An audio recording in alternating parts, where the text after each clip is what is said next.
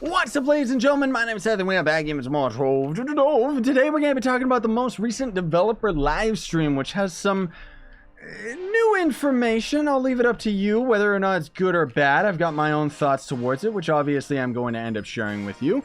But we do got some cool info in that they did end up revealing a whole bunch of new stuff about Gardening 2.0 and how that's going to be coming with the U10 update. However, I know that not all of you have enough time to go through a half-hour or 40-minute video or however long this is going to be. So what we're going to be doing today is focusing on the Q&A version of the actual developer live stream. Big shout out to Shiro Kiri. He always summarizes it on the forums, and it's absolutely awesome. I'll leave a link in the description to the forum post, and then we'll have other videos coming out throughout the week there again to talk about each individual feature so that we can end up getting through this a little bit quicker. More specifically, talking about the gardening, because it is actually a pretty cool system. It kind of has a lot of time gated content to it, but I don't want to spend too much time talking about it, just because we could end up being here for like over 10 minutes just talking about the gardening alone, you know? So we're just gonna get right to the questions. Before we get started with that though, appreciate it if you would hit the like button. Helps me out very much. So let's get right to it. Are you going to be sending Yabaki codes to creators, or is it going to be a try on stream / event only giveaway item? So kind of cool question. I like this. Personally, before we get started with that though, I do think that Trove should have different tiers for content creators. I'm not trying to say that I belong at a different tier than everybody else, but I'm just trying to say that there are YouTube channels out there, or even Twitch channels out there, that literally have maybe 300 subs to 10 people following them on Twitch. Did I say Twitter? I meant Twitch. And it's like, those people get the same items that I and all the other top content creators get, including the fact that we don't actually get shout-a-phones anymore because some people ended up taking advantage of it and using it for bad messages and stuff like that, rather than announcing their streams and stuff. And it's like, dude, like, give us some different rewards here, rather than just streamer dream boxes. Not to sound ungrateful. I'm perfectly fine with what I've got, but I do think it would be cool if they had different tiers. Even MapleStory has different tiers for their content creators. So anyways, they say that Yabaki will stay as a very rare mount for the rare special occasions. So rare special occasions meaning like the event that we had going on, as well as I guess just in their dev streams and stuff. They say they don't have any plans to give them out to creators or via normal giveaways. So it seems that Yabaki's going to end up staying as a promo item. And generally is going to end up staying as an impossible achievement. You're not going to be able to get it, especially considering the fact that in the recent dev live stream, they had like 900 people watching them when they were playing Trove, just for the sake of it. Everyone was spamming out Yabaki. Nobody even cared about what they were talking about. When people want free stuff, man, it's absolutely crazy. And yeah, then afterwards, after they stopped the giveaways, it dropped down to like 30 people again or something ridiculous. So anyways, any plans to let the Thumper show ore as different colors? The Thumper is used in the geode caves, based on what tier the ore is, or if they're native to the area when it's fully upgraded. So they say no plans for the short term, but we have this as something to evaluate in the future. I mean, I guess it would be nice if the Thumper ended up having more functionality to it. Generally speaking, the geode area starts out really cool, but the end tier of the zone clearly is unbalanced and unrefined. As most anything with Trove, unfortunately, when you get to the end, it's just like, now what?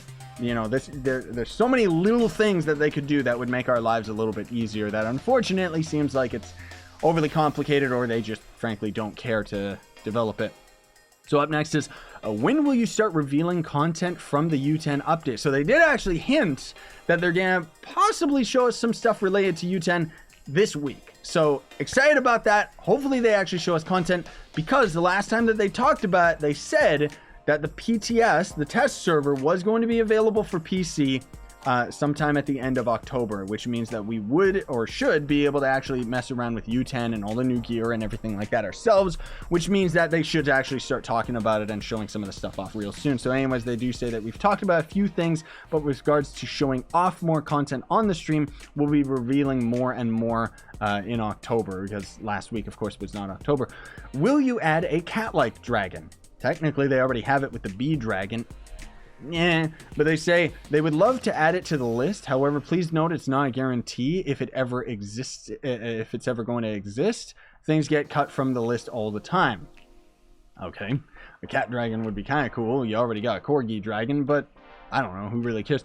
Can you add a companion effigy to assist in getting the missing companions, as hunting eggs can be boring and the chances are very low? Very good criticism right then and there that the devs unfortunately kind of, it seems that they kind of respond to it, but kind of not at the same time. I do like how lately they've been a little bit more open in receiving criticisms, though, because they do say that they like the idea. So it's something to seriously look at after U10. No promises on any time frames, though, but it seems like we might end up getting that. Most of all, you know why we would end up getting a companion effigy. Money. They could sell it in a pack. Then they're incentivized to do it, right? So next is, with regards to the Yubaki event, will there be a list of winners? So, with the event itself, and have they gonna have a list of winners and stuff like that? And this is kind of interesting, kind of weird, their response, but they say, this giveaway runs differently from the last one, where the winners did not give permission to have their personal information shared publicly. So that's why the other Yubaki winners, we never heard anything from them. Most of all, it's because they all quit. But anyone who wins, they would encourage them to maybe share a picture or something on Twitter. We'd gladly retweet it. Won't provide a full list of the winners of the Yubaki for all of the platforms without getting permission and stuff like that, though. People could get annoyed with all the messages. Now, that last part, I do think that is appropriate. I don't think it sounds to me like they're talking about like they need legal permission to what? To share someone's in-game name? Like, the player doesn't own the rights to the in-game name or anything like that. Like, it's like you just say who won. But that last part, I do understand.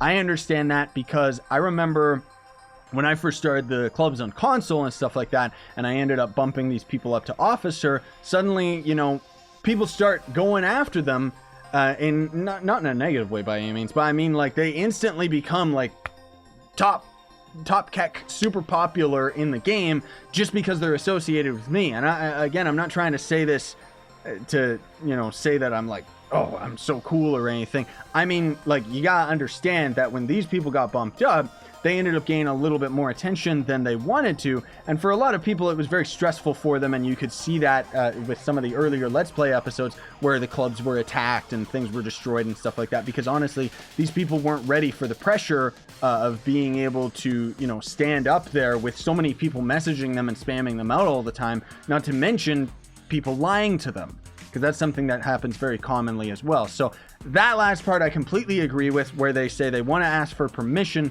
to give away, to give the names of the Yubaki winners, because they don't want people to end up being spammed out with their messages and attacked and stuff like that. That I completely agree with. So up next is, would you guys ever consider the idea of adding costumes?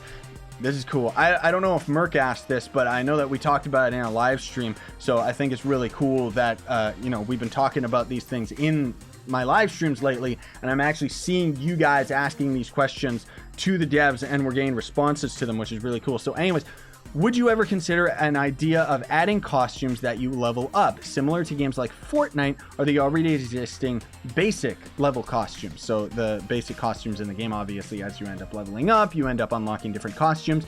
The way that Fortnite has it, which I think is sublime, it's great incentive for people to keep playing the game, and I think it would also end up adding a lot to the proper end game of Trove, where essentially we would be able to grind out a costume, and then the costume would act like a tome, where it would have its own separate experience bar that you would then end up leveling up. And as you end up leveling up the costume, you would get different tiers to the costume, essentially making it cooler and cooler and cooler until you get to the final tier, which is just out of this world awesome. So unfortunately, they say that it's very unlikely for Trove in the short term.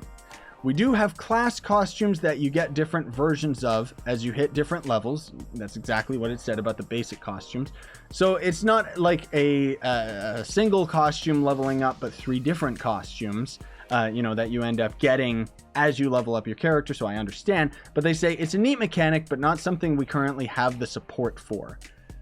I would like it if they made the support for it, because personally I think that they could move their cash shop a little bit away from all of the pay to win stuff, and, you know, take a bit of a gamble and start focusing more on making it focused on vanity items. Even MapleStory 2's English version, which I'm running on the channel now, they blatantly removed a lot of pay to win items that are still in the Korean and Chinese version of the game. And I think that Trove could definitely stand to start moving away from all of this stuff. Instead of every update, we just know for a fact that they're going to add time-gated content and pay to win. You know, it's just like they got like one trick and that's it, which is completely unrelated to the costume question, but I just thought it was an interesting point to bring up. So, since Sunseeker Thilan, I think that's the dude that was in the hub or something, shows that there can be good shadows. This is another question that I asked in my streams when we were talking and speculating about what the next class should be. And I remember I was saying how I really wish that Trove had a dark themed character, like a shadow character, because we've got all these characters that kind of feel like heroes. We don't really have a rogue, you know, and I don't mean rogue in terms of a class that's like a rogue. I mean the actual term. We don't have a character that feels like it's good for the sake of itself. You know what I mean? So anyways, the question is about, will there be a shadow themed class? And they say that they definitely won't rule it out. That's it. They did end up kind of hinting at the fact that they already have an idea of what the next class is going to be. There's no plans on it yet. And then they made some joke about being like an ostrich with like roller skates or something, as if Trove would ever have any fun classes like that. I think the biggest, most popular one when I was doing my streams and stuff that we were talking about would be actually a werewolf class. That would fit in Trove, wouldn't it? And I think it would actually be really cool if it had a different mechanic than most characters, where as you transform into a werewolf, maybe you become a glass cannon and you're more focused on damage, whereas in your human form, maybe you're more tanky. You know, kind of the fact that the Vanguard has the melee and ranged mode, maybe we could have a class that actually functions as two different specific characters, you know? And, you know, maybe you transform into the werewolf for a limited amount of time, and then maybe the classroom ability could have you transform into a werewolf indefinitely.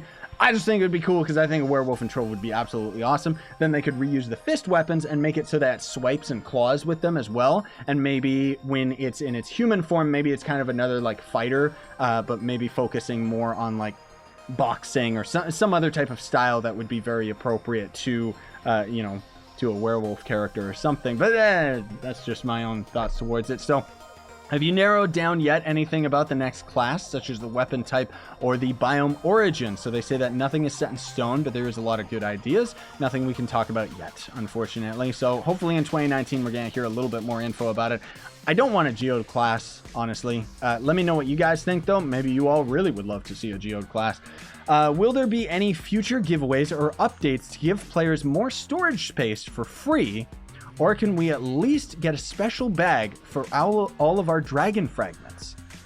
That's a very good one, because storage space is still a very big problem for Trove. I think most of all that the dragon fragments should actually show up in your Flux inventory in the dragon coin tab. Wouldn't that be more appropriate than it just showing up in your main inventory? I mean, for crying out loud, we got so many items that go into the Flux inventory that should show up in the main inventory. I could understand where it would be confusing for players, but they say no current plans for more storage space, but it doesn't mean it will never happen again. I'd still like to see them do something about it, because yeah, having all of the dragon shards is just impossible. Like, even for me, it's like I would save a lot of them just for the sake of holding them in my inventory, but I don't want to waste my personal space on all of that stuff, because I already got gems and gear and everything. What do you think of a bard? Well, before we get on to this, I do want to mention, for those of you that don't know, you can actually craft a club world that is just a giveaway club, or not a giveaway club, a vault club, right? And that's going to end up having a club chest and an officer chest. So you essentially end up having a lot more space in those chests for the sake of storage. And it's generally a lot easier to craft than a normal club card is. Anyways, this is interesting. Again, people are really getting excited about a new class in the game, saying that, what do you think about a bard type class that would focus on raising player stats while lowering enemy stats temporarily, and potentially even confusion type of abilities? You know, again, there's so many different mechanics that Trove has not tapped into with their classes, and personally I think that you know, what they've been doing with overhauling the classes, it's cool in that they're bringing up all the characters to be DPS characters in line with the gunslinger. So everybody can pretty much solo altar towers after they end up getting their bump up, right? But unfortunately, this is not really good gameplay, because it just means that certain characters, based on their cooldowns, based on their attack animation, are going to end up doing better than other characters that are pretty much just doing the exact same thing.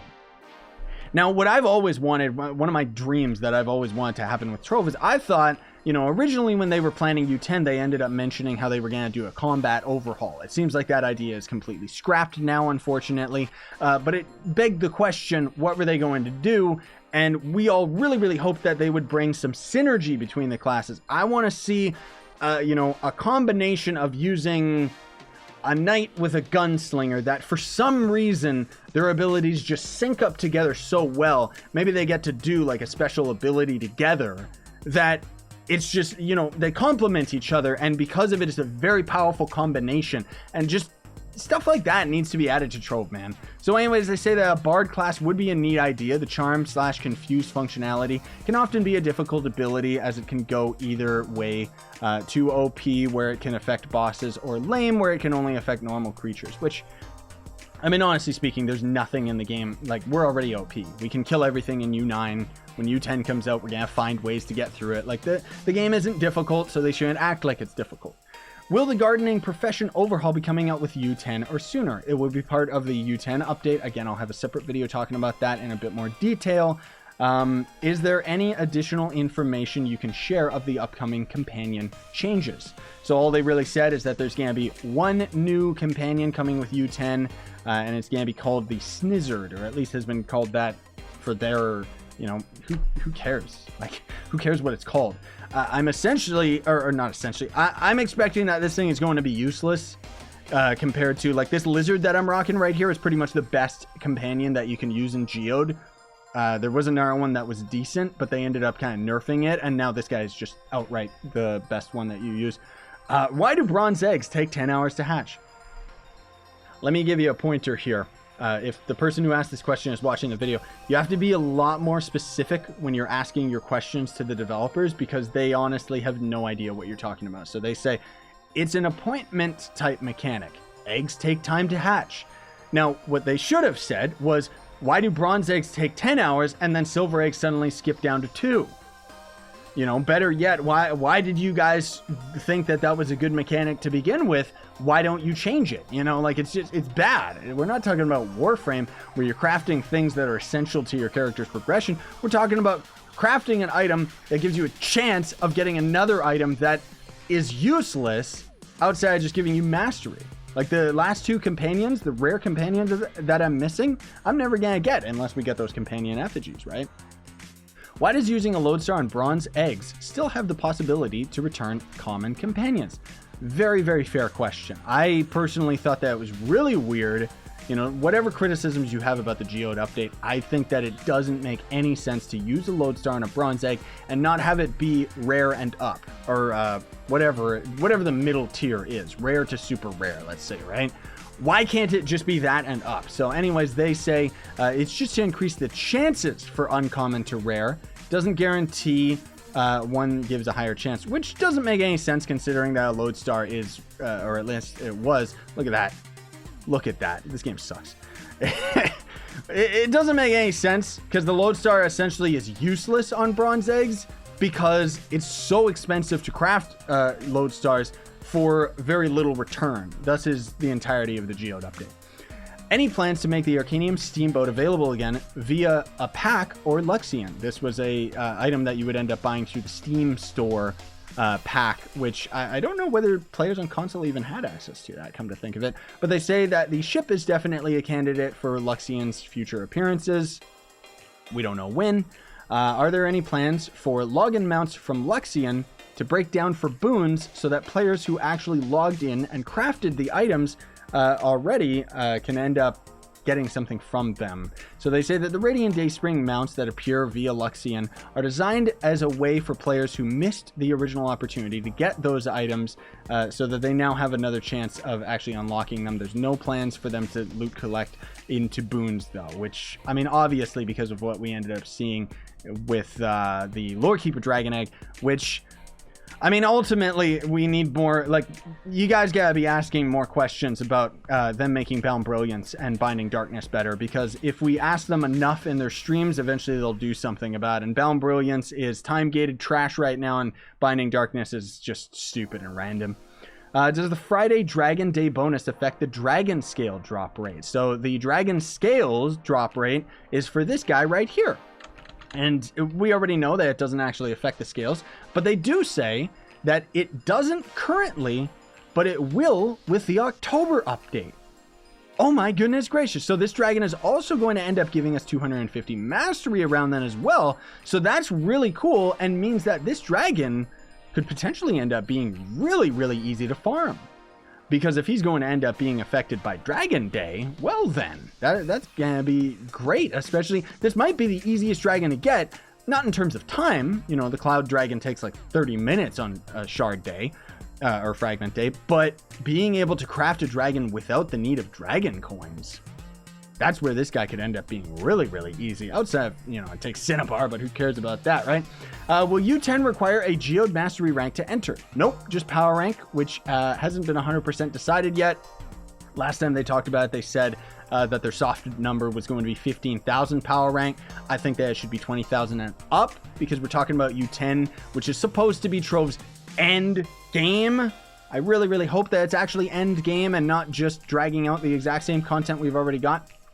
So, Xiaoren, which is the dragon that we're using right now, currently gives stats and power rank that increase it like any other dragon in the game. Is there a chance that on Berry, the Phoenix mount that you get from Forbidden Spires, will be updated similarly?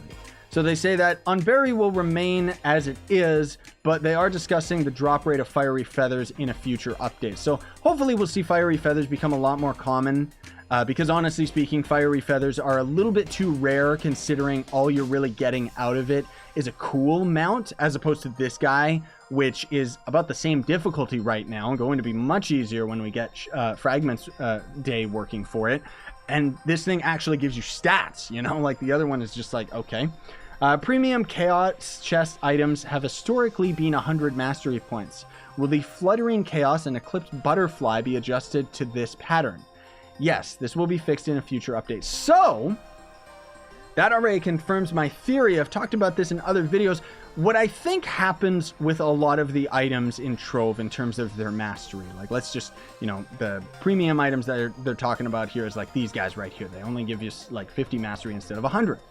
So, the reason for this, I'm pretty confident, is because when these items get added to the game and added to the game's code, they essentially end up having, you know, a different developer decides where the item is going to be attained after it's actually been added to the game. So somebody ends up adding it to the game, throwing a 50 mastery tag over it because it's just a normal mount, and then somebody else in design, I'm just assuming this is the process, throws it into the Chaos chest and doesn't appropriately adjust the mastery that we get from it. Somebody else should let them know that the recent allies that we've gotten out of the Chaos chest have not actually given us 50 mastery as well, because the allies out of Chaos chest definitely need to give us 50 mastery each, especially considering how expensive they are to craft. It's ridiculous. So next is, can we get a way to auto pay rent? Hello, little guy.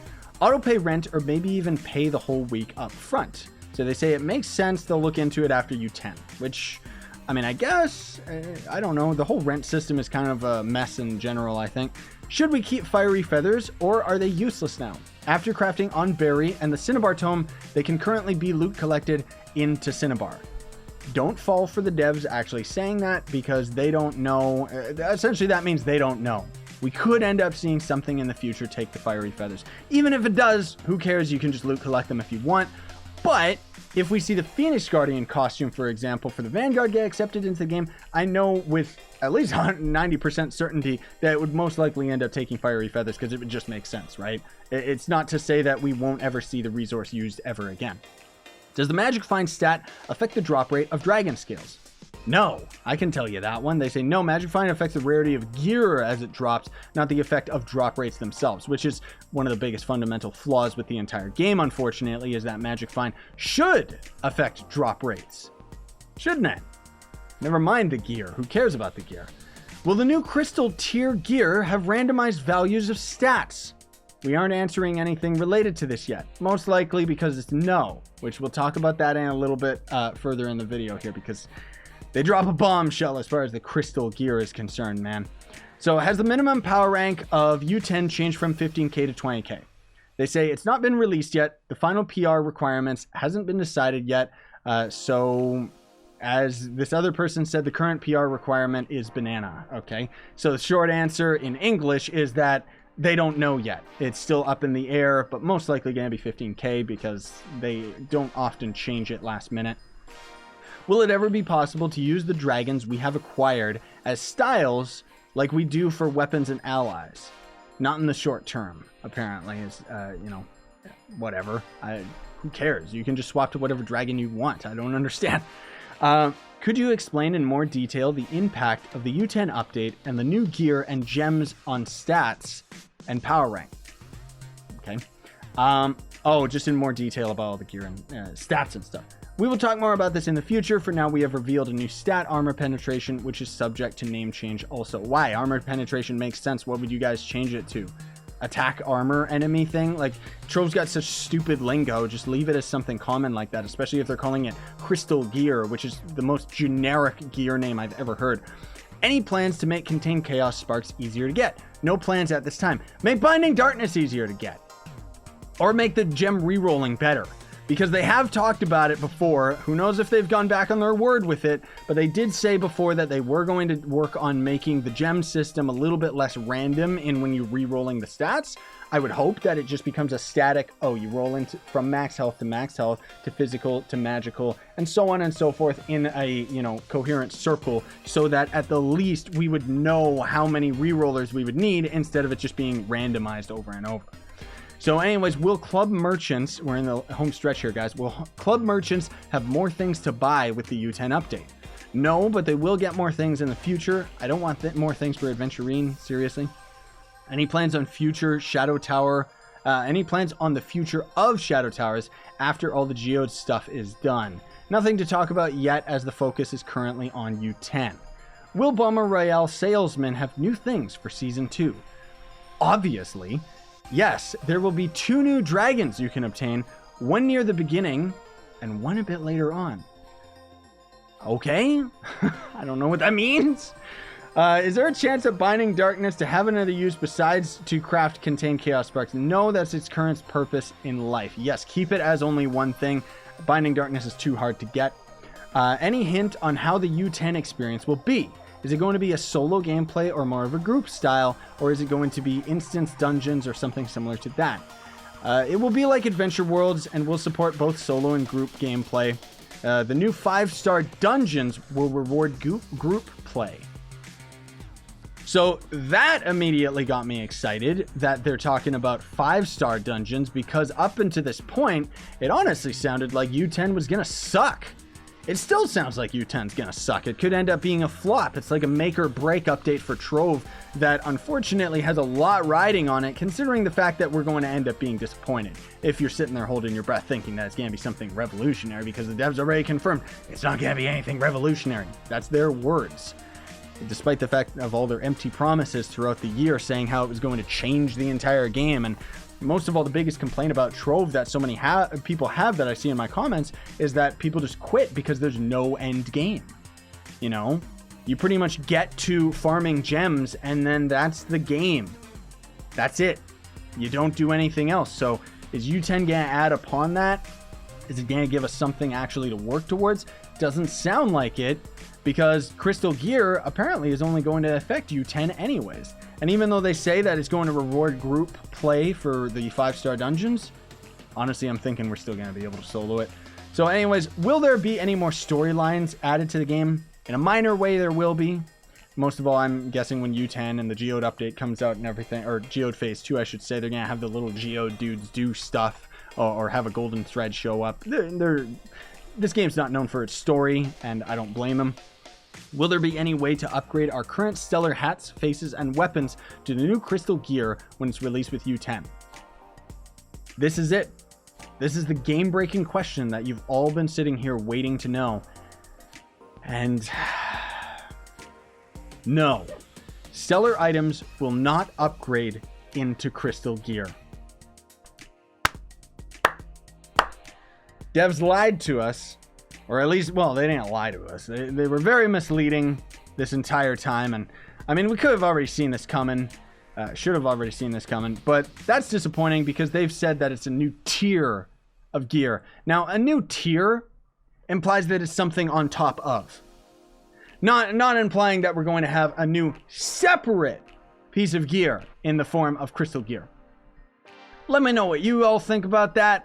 Personally, I have no, like, I'm interested about the crystal gear, but honestly speaking, at this point, I'm expecting it's going to be the exact same as geode modules because that's what they hinted at when they first started talking about U10, how the new, they were going to be adding modules specifically for farming. So I'm assuming that that's probably what we're going to end up getting. It's just modules that will end up giving us these various stats rather than it just being a whole new tier of gear as was originally promised. So we'll see what happens with that. You know, I'm interested, not nearly as excited, honestly. So more so I'm excited about the 5-star dungeons. Let me know what you all think though. Good, bad, could it be a good thing? Could it be a bad thing? I don't know. And then will we have to use crystals from the geode area to upgrade our new crystal gear / weapons? Nope, the items from the caves are not required to level crystal tier items. See, crystal tier, there they go, using that term again, not realizing what it actually means. Will the new primordial dragon be released with U10? No, it will come one major update release after that. So in 2019, we're going to see our diamond dragon eggs actually become useless. And that's, or useful, and that's going to do it, everybody. So thanks for watching. Lots of good stuff hinted at. It's not really going to matter when they end up actually talking about all this stuff fairly soon. You know, it's October now, so anytime. But, man alive, dude, I don't know. I don't know. Like, what's going to happen with it? Is it good? Is it bad? I'm interested in the U9 or U10 stuff. I think 5-star dungeons sounds really interesting. Based on how they were explaining it, it sounded to me like what a 5-star dungeon essentially is going to be is you're going to be out adventuring the world and you'll be able to go into a dungeon that's going to have different phases to it. That's going to be similar to a shadow tower because all they can really do at this point, and I don't mean this in a negative way, but all they've really done at this point is taken mechanics that are already in the game and kind of swapped them around to different locations. So the fact that shadow towers are already a defined system tells me that that would be a lot easier for them to implement that into adventuring than to come up with a whole new mechanic altogether, which we'll see what happens with it. Again, the crystal gear is interesting to me, but the fact that we're not just forging our stellar gear up to it has me questioning the fact that is it going to actually be a new set of gear? Now, what could actually be cool, because I don't want sink the entire boat here by saying that crystal gear might not be, it's not a new tier of gear or anything like I said 2 seconds ago, but does it mean that, and I'm just thinking about this now, does it mean that in U10 we'll be able to go through some type of method, most likely relating to the new 5-star dungeons, to end up crafting ourselves and getting ourselves crystal gear, which is going to be a new tier of gear on top of stellar, but not inherently forged from stellar. And it could still end up costing stellar souls, which means that technically you are going to end up needing stellar gear in order to get to this point. So yeah, come to think of it, that sounds really exciting. Now I'm not as depressed about it anymore, because honestly, when I first heard that they weren't making, that crystal gear was not inherently a tier above stellar, it had me really, really disappointed. Because, that's one of the biggest things that we're excited about on top of just U10 in general. But now we've got 5-star dungeons to talk about. And again, I would be satisfied with that. I would be satisfied if crystal gear was something that we had to work towards through U10 that would essentially end up making us stronger than stellar gear. And then it would end up being a whole new tier of gear. And that'd be cool. I think that'd be great. Anyways, let me know what you all think. Again, love always reading the comments and stuff like that. Thanks for watching. Very much appreciate it. Don't forget to like, sub, hit that notification bell. And if you want to support me, you can always sponsor the YouTube channel by hitting that join button down below or checking out my merch store, which, I'm not wearing my merch shirt. Where's my Mark shirt? I don't know where my Mark shirt is, man. It's gone. But it says, oh, hi, Mark. It's a meme from the comments videos and stuff. Either way, if you don't have any money, though, and you still want to support me, you can check links down below to Gawkbox, which is a way that you can donate to me for absolutely free. Signing on, stay epic, everybody.